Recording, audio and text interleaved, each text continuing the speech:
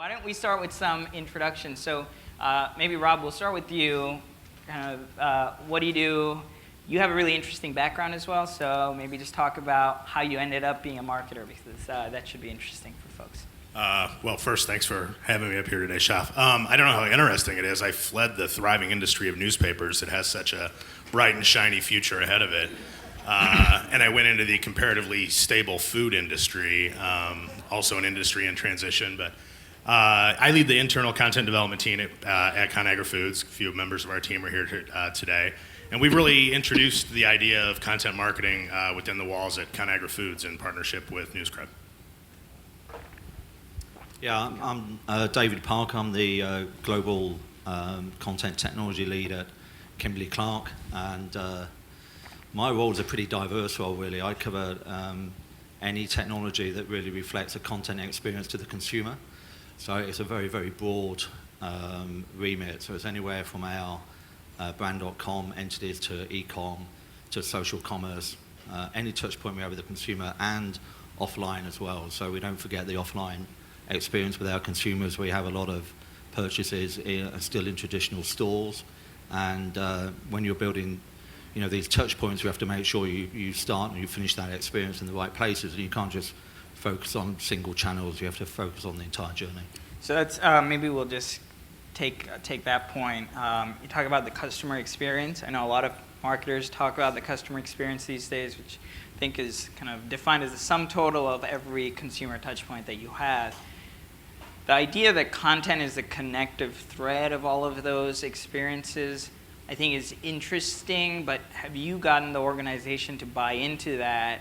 And if so, how, and is it actually instantiating itself in reality? Are you guys creating content, and are you able to get it out across all of those touch points, both online and offline? Well, I think to answer that, you need to go back a step. And the issue is that the consumer has kind of transformed the way that a brand communicates. So I don't think it's something that the brand has kind of done from a proactive view. Really, the customer's kind of taken control, and you see it now with social. Is really word of mouth. In a multitude of connection points. And the other thing is that the mobile phone has transformed content. It's so easy to grab content, even at this event, to grab content and share it. And that's a very big user experience. So I think the view of it is the brands had to move away because, there was so much of a flow of content coming. For every piece of content you generate, there's 1,500 other pieces of content that you're not generating that's talking about your brand. So it's a bit of an uphill struggle if you're still going to fight that with a kind of a brand communication strategy. I think what it is that there's a natural balance between a brand message, and other content that supports that message. And I think that kind of authenticity, value proposition that you need to put over is one way you balance your content strategy. So you mentioned the customer experience, and thinking about that was not actually something that brands have even the option of thinking about. It's because consumers have changed and consumer behavior has changed. I think consumers are more self-educated, self-directed. They have the control. You guys have some interesting insights around how the consumer has changed and how you're thinking about creating content for this new type of consumer. Do you want to? Well, yeah, I would say that we're a little bit earlier in the journey than maybe Kimberly Clark is, but the truth is still evident. You have to go where the consumer is. You have to engage the way the consumer wants to engage, when they want to engage, how they want to engage. And you need to do it in an authentic way, particularly with food. It's something that we have such an emotional connection to, and food habits, consumption habits are changing. Food is a very traditional industry, and we've used very traditional marketing tactics to date. And this is really, it's disruptive in every way possible. We're changing the way that we communicate with the consumer, much more pull than push. It is a blend. You do need to get your brand messaging through. You do need to communicate your point of difference and why my brand and not brand X. But at the same time, you need to establish those emotional connections through storytelling, communicate your higher purpose, have that relationship with the consumer so that when they're ready to receive the messaging that you need to get through, either it's blended in the messaging that you're engaging with them constantly, or you then take them to some other touch point where you're getting those vital message points through to them. I was reading an interesting FT article recently that said, the only thing that matters is when someone's at the point of purchase, in the B2C world, you're in a supermarket aisle, you're choosing between two brands, it's all about preference.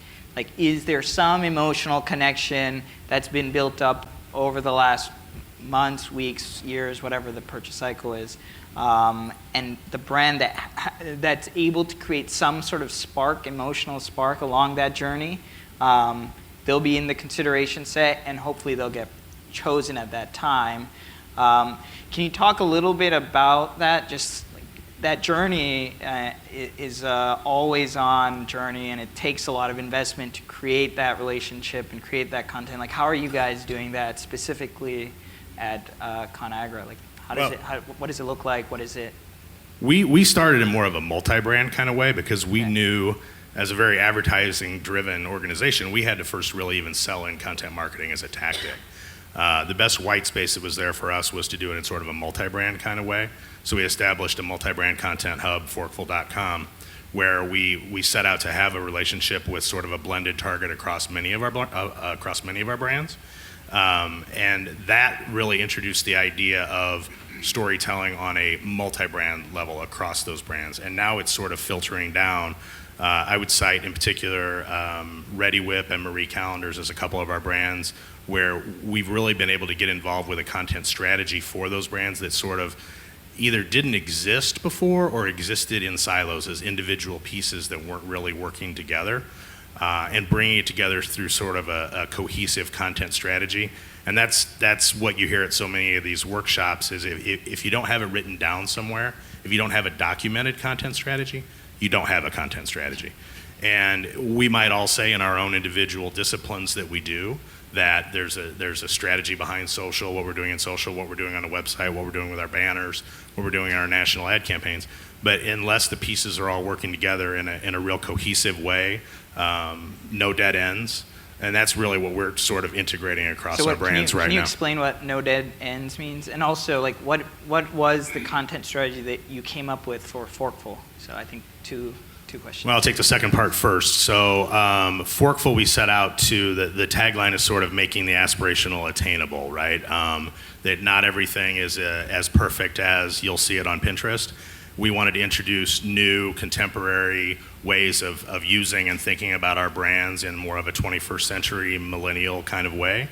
And so what you've got is, at its heart, a lot of it is recipes, that's true, but it's newer, more contemporary ways of thinking of our brands. Yeah. And sometimes, depending on the nature of your brand or your business or your portfolio, sometimes you do need to sort of change with the times a little bit, and I feel like Forkful has helped us do that. And now back to, what was the first part of the question? You said no dead ends. So no dead ends is whether it's something as simple as a CTA or a direct path to purchase. What is every individual piece of content's reason for being? How does it relate to the consumer experience? How does it relate to the other touch points and the other pieces of content in the plan? Whether it's on package of a promotion and go and enter a code, or whether it's on social, click a link, visit a website. Upload, share your content, UGC. You just want to immerse in this cohesive brand experience. I think that's really interesting because as a technology company, we always talk about no dead ends in the products that we build. Like every single screen, every single experience from a customer must have a next best click, next best action. I think content marketers should definitely be thinking about it the same way because there's no point, you create a great article, someone reads it, so what, right? So I think that no dead ends is a really great viewpoint. What about for you guys, content strategy? What is it, and how did you come up with it? Well, the content strategy is really regarding the brand value, and I think the way that we tend to look at it is probably more from a behavioral and personality standpoint. So when you look at the brand, there's behaviors that people show to engage with the brand, and with behavioral science, you kind of want to get an idea of what those behaviors are that basically prevent people from engaging with the brand. So you look at them, we look at things like trust in products, for instance. Do they trust the product will, improve their lifestyle? Do they look at things like quality, adaptability, things like that? So there's a lot of things that are affecting brands. Some of our brands can be highly stigmatized brands. So, although they help people in their behaviors, they see it as something that just exacerbates the issue that they've got. So a lot of that is about driving your content strategy, because you can't keep pushing a brand when basically you need to educate the person on the value of that brand. So a lot of our content strategy is around that, is look at the personality of the brand, the behaviors that people show, and then what content do we need to serve to actually overcome those barriers. So this is where a rich content experience, independent reviews, certainly things like research, medical, other people who've got similar problems, how they overcome those problems, are a big issue that is really powerful content. Yeah, I think like peer content, so how have other people who faced my pain overcome it? I think it's a very powerful content strategy for both B2B and B2C. Right? It is, without a doubt. And, we're not foods, so, we're not on that kind of exciting part. But, when you see some of the strategies which are really driven through the agencies and the creative ideas and creative design, you saw things like, Go Commando, which we did, which was a highly successful strategy. It was quite daring in a way what we did. But it kind of highlighted the fact. What was it? Well, it's for adult diapers, okay, for people with, with kind of bladder leakage issues. So just to keep you all there, I can tell you now, I can segment the audience here, and I know exactly who's got it in the audience and who hasn't. So be careful, because I'll track you down later. But, that kind of thing is just saying that, get it out in the open. So we did a campaign around that. And that was using a lot of this. It's kind of a lot of laughter coming out. Watching a grown adult go around, in a diaper is kind of a bizarre thing. But the issue of it is that a lot of people have that issue. And you need to kind of destigmatize the brand and say, hey, you're not the only body doing this. And we had people walking around through areas, and it's a way of just educating people to say, look, you're not the only one who's got this problem. I think I heard the exact same phrase they used, you're not the only one having this problem, when we were talking to an enterprise technology company where they're selling like cybersecurity solutions. That CIO who's not sleeping at night because he's so worried about what's going to happen, he's not the only one having that problem either, right? So being able to just talk about those challenges openly, I think, is interesting.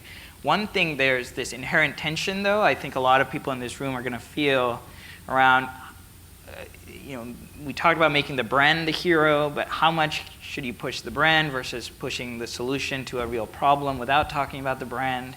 I do think that, in content marketing, it's not a charity, right? So you need to prove value. You can't not talk about the brand ever. How do you get that tension right? I mean, how have you guys done it? Well, it's evolving, right? I mean, I would say that we started in a place where we were very traditionally advertising driven, and this is a newer tactic.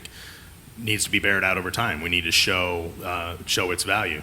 I think there's a little bit of a shift happening, maybe where it's not necessarily an ROI on every single piece of content. What did this piece of content do for me? How many more cases of tomatoes did it sell?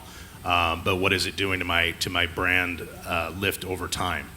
And that's really the value of content marketing, right? Is sort of the long tail build of the relationship with the brand building. So I think with our brand teams, I feel like that's starting to take hold a little bit, that they see content marketing as a tactic that really builds their brand. Is the site and the content branded or non-branded? This is Forkful.com itself is non-branded. It's a non-branded multi-brand content hub. But content marketing is a tactic with the individual brands. We're also sending feeds of individual articles and content pieces onto the brand websites. So, and admittedly, we probably tripped there a little bit in how much we concentrated on what was branded versus non-branded until we got to a place that said, look, when it's single brand, be true to that brand brand's story and that brand's purpose. And when it's multi-brand, that's something that's a little bit different. It's not necessarily how many times did you show the product in the piece of content, or how many brand mentions are there, and we all struggle with that. We have we have to work with our brand managers to see that it's not about getting your brand in there 5 times. It's about the emotion story that you take away from engaging with that piece of content. But what we found is simply that we can do the same piece of content, let it live in the non-branded multi-brand environment like Forkful, but then by exporting it to a branded site and posting it in brand social channels, you see it in the skin of the branded experience. And if it's on message, on topic for that brand, then it works in a branded way as well. Sure. I think on the non-branded Forkful site, you do some of that content as a service we talked about, because there's like, how do I make my kids eat healthier and teach my family about nutrition? Like I noticed there's like content about those types of topics, which not at all related to your specific cans of tomato, right? Right. No, that was the idea behind the strategy of Forkful was, Mom, we know what you're facing on a daily basis. We want to be there to help you. Think of our brands as your helper in the kitchen, these new and contemporary ways of getting dinner on the table or entertaining at these meal occasions. And some of our best performing content has simply been things that you would never have thought of. The one that I like to recall is when you're cooking out, when you're doing burgers on the grill, right, and you're going to have all your condiments there, take a muffin tin and put all your condiments in different compartments on the muffin tin. It's not necessarily revolutionary or genius or anything, but you have that sort of aha moment where I would have never thought to have done that. And it's our best individual performing piece of content to date, just because we engaged with the consumer in a way that they're ordinarily not engaging with the brand. Can you talk about your content technology lead globally, right? So when it comes to technology, like how do you think about what kind of technology you need to enable this, and also both distribute and measure? Like, and it's a big question, I know, but like, are there tools that you look to use? Are there just ways of measurement that you think are interesting? Yeah, I mean, most of the technologies that I kind of look at, I've got four kind of distinct capabilities. One around content creation of some form, one around content production, and that's where the kind of planning, scheduling, and even the production of that content lies. And the third one is the distribution, which is, how do we get it out to the channels from there? And then the fourth one is measurement, because, every mature platform you come across, you really got to look at these four distinct things in content marketing, as well as things like APIs and the maturity of the solution, because there's not one solution that fits all. Okay, it just doesn't exist. The complexity of big organizations means that you've got a lot of technologies floating around, and you've really got to pick technologies that you can start linking to each other to build these experiences. But they're the kind of four key things, and really measurement is a huge one. I mean, kind of when I started 16 months ago, it was interesting that kind of analytics and data was kind of something that was kind of in a BI environment. It was a business intelligence issue, and it was kind of disconnected from content, which was kind of peculiar, because it's actually the content that drives the measurement. And it was kind of a weird way of kind of separating away from the content, and then you're trying to kind of map data against no relevance of the content experience that you're driving. So really So how are you measuring content today? Like what are KPIs that you guys Well, everything we look at, well, it depends what you're trying to drive, and whether you're trying to drive CTAs, or whether you're trying to drive, path to purchase or e-com or whatever. We have a lot of connections that we're trying to drive, and, certainly we're looking at things like consumer insights, consumer behavior, looking at things about, are we being considered in that category, for instance? So a lot of our measurement now has gone above just measurement in isolation. You've got to look at three paths now. If you can measure, you can analyze. But the real kind of end of that analytics is actually, do you get insights from it? Because it's only from insights can you actually get an understanding of the value of the content. And I think a lot of people kind of stop at the analytics and then wonder what they're looking for.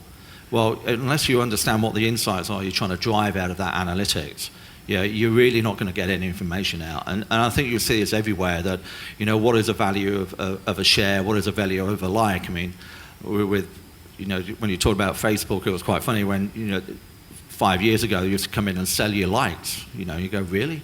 You look at likes nowadays, what do I want to buy likes for? You've got to look at what you're trying to do with that content and what experiences you're trying to drive. And at the end of the day, we're there to drive product.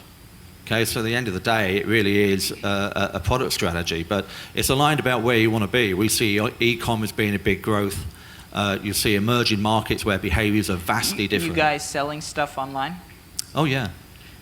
In which case, can you measure, or is the goal to measure content, like content consumption, and then some click to a purchase site or an e-commerce site? Yeah, without a doubt. I mean, we have some call to actions that we look at, which we know kind of is beginning to build a consumer journey with us. And those are things like coupon.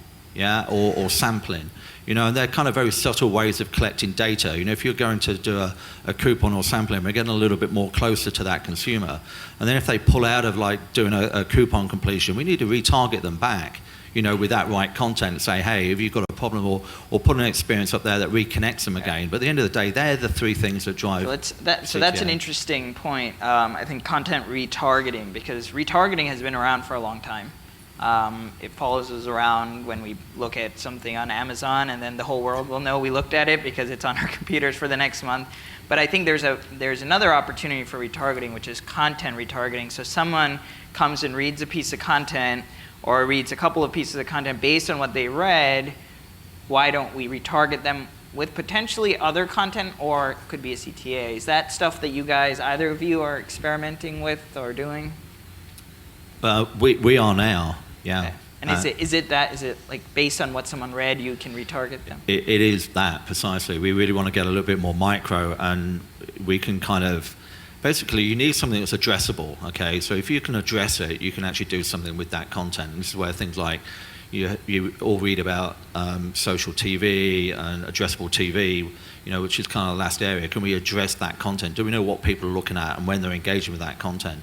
So at the end of the day, we do want to get down to that level and use some of the advances in programmatic and DSP platforms so we can quickly retarget them, with more subtle. I agree with you entirely. You've got to be very subtle about the engagement you're seeking and make sure that it's adding value. There's some things you've got to do, whether it's branded content or whether it's consumer content, it has to add value. Yeah. And I think you brought up an interesting point about, around getting children to eat healthily, and that's a behavioural issue.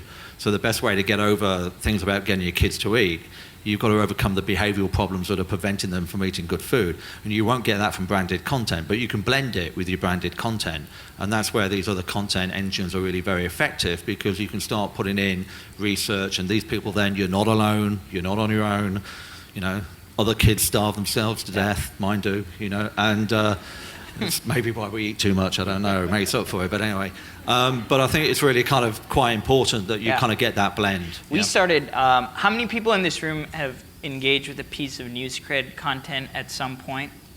I just see a show of hands. All right, it's like 75%, which is, hopefully you guys do. Yeah, all right. So I think one shift in strategy was we used to create a ton of content, and we had traditional remarketing on our site.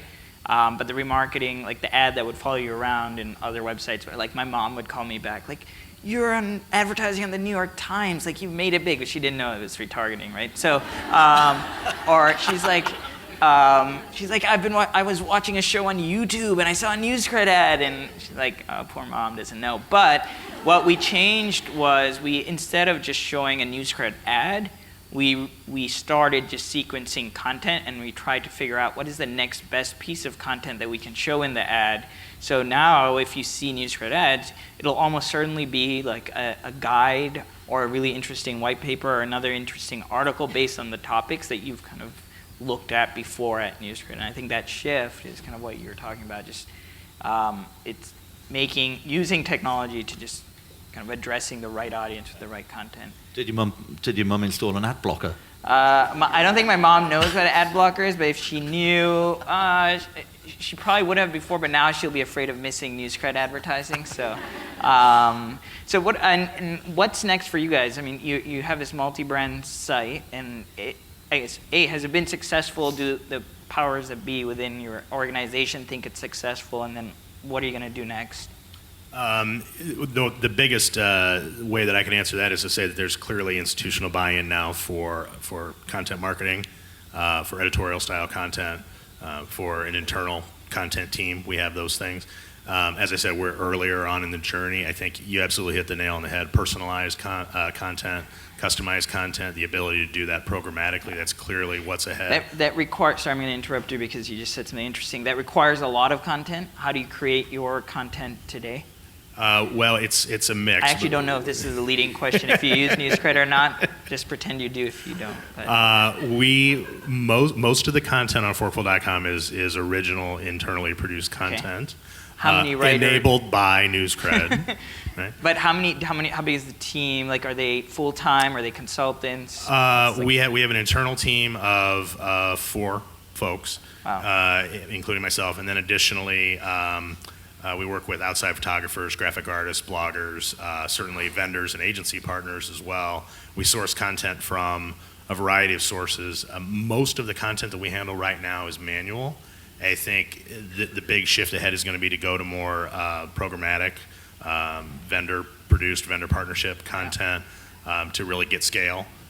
In the early going, it was really more about selling in what we were even trying to do, and then getting the budget, and then getting more and more opportunity to prove out other ways of doing things. So that's what's ahead for us. Got it. Yeah, personalization I think requires higher volumes of content, which requires you to figure out how do you create this content at scale.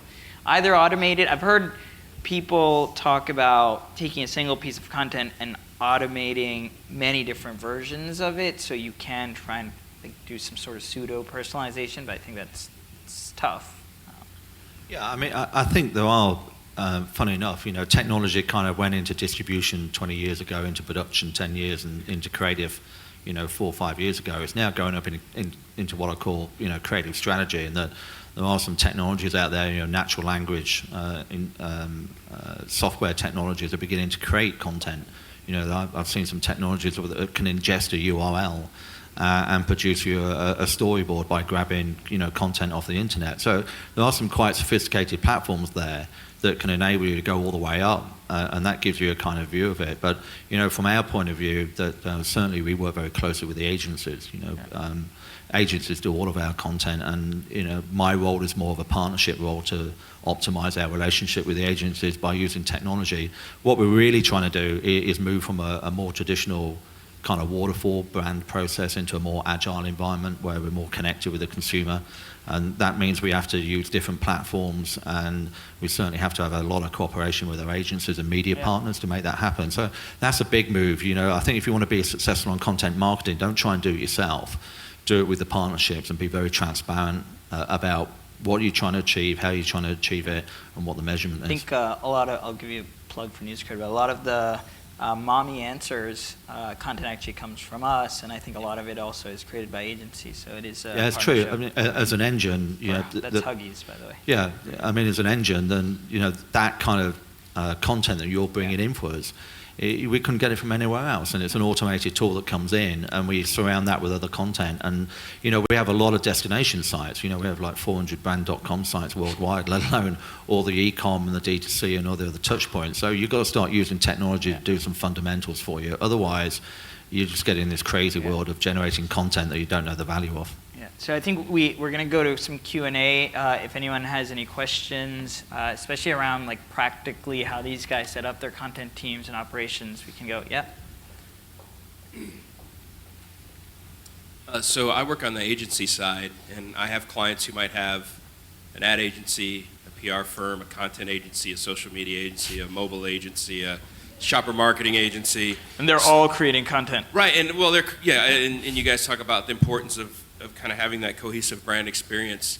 As brand marketers, do you guys have any strategies for trying to keep that cohesion? Well, we do. I mean, one of the first things I did at Kimberly Clark was, build my agency relationships, turn them into strategic partners. And one of those, you really got to lay down a framework for them to be successful. So you can't just go out there and say it's a crazy world and you all got to work together. You've got to put some frameworks in place. So, we use technology as being that, 24-hour framework. And, we work with the agencies to now bring in, make sure they're working within our environment. So we can now have much more flexibility around that content. Your issue, you're absolutely right. You will find isolated silos anywhere in your company. Okay, you don't have to look too far before you find them. You've got to bring back and start building a content technology ecosystem to get some control around it. And we've done it on social, and we're kind of moving through other areas, e-com and UGC content, to make sure that we get a centralized view of it so we can share. Because we have, we just don't want to sell into a brand. We want to do this cross-brand selling. We have, a lifetime of kind of products that span, through family's life cycle. So we need to bring that content together and share it as much as we can. And the only way to do it globally effectively is to put technology in. Yeah, because you just can't do it anywhere else. You can't do it on email and spreadsheets, by the way. It doesn't work. Yeah, our most successful customers are the ones who've gotten all their different agencies to operate on the same system, like to be in the same workflow, same calendar, same governance tools. Like, so, and it's a little bit shocking for agencies. Like, wait, what do you mean I need to be on the same system as some other agency? I don't want them to see what I'm working on. And like, it's been pretty incredible to see, some of our big global customers see, 30 agencies all in our tool creating content but going through the same workflows. So. Any other questions? Yeah. Let's go with right here. Hi, just a question around behavioral targeting, and you mentioned that quite a bit of what are you using for listening and for the retargeting to find just what's interesting to your clients beyond specifically just the product of you're trying to get your kids eat healthy, or what technology are you using to get that information so you can build the content that resonates with that audience? For social listening, we're primarily using tracks right now. We've had other tools in the past. We conducted a big RFI a couple years ago that sort of led us to tracks. Now again, we're sort of re-embarking on that process. We also lean heavily on our insights folks internally to sort of bring us those insights about what we should be developing content around. And I think we'll be able to, that'll be an even closer relationship going forward in the future. So it won't always necessarily be the folks creating the content in the tool as much as sort of the insights and analytics folks partnering with us to determine the content we should be creating. Yeah, in our case, I mean, you've kind of got three sets of data: first, second, third party kind of data, and there's the CRM. Traditionally, we obviously have got a lot of CRM data on consumers over the years, but almost every content platform we have some analytics behind it to be able to measure the performance of it. And then it's a matter of how do you stitch that together, because you're looking for a marketing mix, which is what is the effective way of delivering that content. And as Shafqat said, we're very much into an on and offline experience at Kimberly Clark. So there's a lot of retail data that we need to pull in. There's a lot of e-com data that we want to pull in. Is there a tool that brings it all together, or have you rolled your own technology? Well, yeah, I mean, you look at a BI tool to do that, and you can, there's plenty out there in the marketplace that you can use to roll it all together. I think the fact is, yet again, you need to know why you want to roll it together and what you're trying to achieve. It doesn't necessarily, what happens on a brand.com site doesn't necessarily flow into consumers' purchasing behavior further down the line. And it is tricky. I mean, I think that the answer is there is no perfect answer to it. If it was, then we'll be driving all of our content through data, and we're not. Okay, so the answer of it is, and you've still got a human experience on top of that. So it's a difficult one. It is a never-ending, moving platform because the channels are just growing by the day. And you think of like Buy Now, for instance. Buy Now is a highly disruptive capability where people, will buy through social. It is the fourth revenue channel. There's in-store, there's e-com, there's D2C, there's now Buy Now. Social purchasing is going to be extremely powerful. I think this is super basic, but a remarkable source of insights at a budget would be using Google's AdWord planning tool and keyword planning tools. If you know how to use it and just be able to query it intelligently, it spits out a lot of really interesting insights around what people are searching for and looking for, and then adjacent keywords and topics around the ones that you're trying to address. And more importantly, it also helps you identify what people are not talking about, because often we look for what are people talking about or where's the conversation happening, but finding the white space where you can actually create the content and then own that conversation, I think is a big opportunity that marketers often miss. And sometimes looking at SEO planning tools and the keyword planning tools can help you identify what are things that people are not talking about where it's not as competitive to own that conversation. Another big move as well, people are not searching on product anymore, they're searching on category. Okay, so that's a real big change as well. So your keywords are now changed quite a lot. So you really got to optimize for category searching. So people are not going to go, I need a diaper. They're going to say, my kid's 8 years old, he's still wet in his bed, what do I do? Okay, and that's a completely different, query now, and that stresses different content deliveries because Yeah. you want to deliver the right content, that experience. If you kind of just say, oh, here's a product, that would do. It's not what they're after. They're after a little bit more information of kind of like that behavior again. I love that point because so Michael Brenner, who runs strategy at NewsCred, he often talks about like how can you be the single best answer to the most important question on the internet that your customer or consumer is looking for. Whether you're B2B, you're selling enterprise software or you're selling diapers, someone has a pain point, they're going to ask a question. You know, you got to create answers to those questions rather than create answers for like a topic, a SEO topic that you want to rank for. Any other questions? Maybe we have time for one more. Yeah. And here's the microphone. So I work with CPG marketers who care nothing more than about ROI and sales. I can't tell you how many meetings I've been in where the non-working and working budgets, the non-working is in question. How are you delivering performance to a sales agenda if you are, and if not, what are you using to continue to win funding? We're not yet. I expect that we will be in the future. We've been sort of off on our own, living outside of the plans as we tried to sell this in to the organization. I think going forward, we'll probably start with a few key strategic brands where they sort of get it. They know that it's not always all about ROI, and I think going forward we'll have ways of studying brand lift, for instance, and we'll look at the brand building that we're doing long tail. And if your brand managers and your brand teams buy into that, I think that's sort of the next place that we're hoping to get to. And I don't know if you have more on that. Share of voice, by the way, is an interesting kind of proxy for ROI that is more easily measurable for content. You know, if you can show your boss that, hey, you know, before we started, this was our share of voice in online conversations about this topic, and 6 months down the road, this is our share of voice, and it's significantly different. I think that's a pretty good proxy, but I don't know what. Well, yeah, I think it is. It is a pretty good proxy. The ROI is very difficult. You know, the fact is we're all consumers, and a lot of the time, if you get too wound up in the ROI, you know, even if you're in a big company, we've got 60,000 people in the company. We're all consumers, so we know how we interact with brands and what information we want to use. But there's no doubt things like share of voice in your category is a huge deliverable because, you know, if you've got no awareness, you're not going to be considered.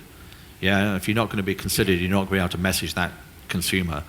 So there are those measures, and you know, social really, just quickly, you know, social is the pivot point for a brand conversation. Okay, and when you look at it, that's where consumers come back to all the time, whether they're talking about your brand in a positive way or a negative way. And one thing I'd say now is that, you know, I think consumer services is social. Yeah, because you see a lot more people just coming on to social platforms to talk about the brand. They're not ringing you up, they're not sending you letters, they're not emailing you anymore. They're just talking about you.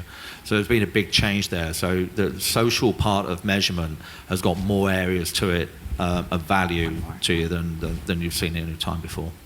Cool. Unfortunately, we have to wrap up, but the questions are good because the next sessions, I believe, are going to be more interactive, and it's going to tell you a lot about it. And we specifically crafted the rest of the afternoon to help answer these types of questions because there's people in this room who have better answers than anyone up on stage can. And I think if you guys ask yourselves the questions and answer them amongst your peers, you'll get some really fascinating stuff. We've tried this before in New York, and it was a lot of marketers said one of the highlights of the event and just events in general. So super excited for that. But before we do, thank you guys so much. You'll be around, you'll be participating. So thank you. Awesome.